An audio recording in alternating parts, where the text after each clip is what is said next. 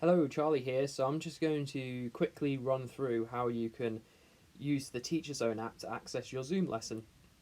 So first, what you want to do is go to the App Store or the Play Store or whatever the store you have on your phone, tablet, iPad, iPhone, and download the TeacherZone app. So the TeacherZone app looks like the one here in the bottom right hand corner where it says TeacherZone. So once you've downloaded that, go ahead and log into your student account. And as you can see down the bottom here, it says upcoming.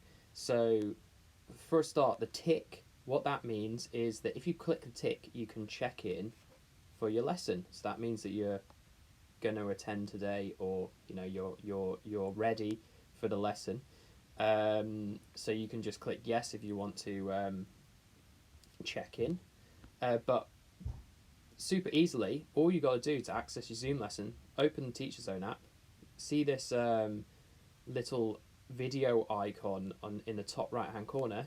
If you just click that, and I'll just do that now, you'll see it will take you straight to our Zoom lesson.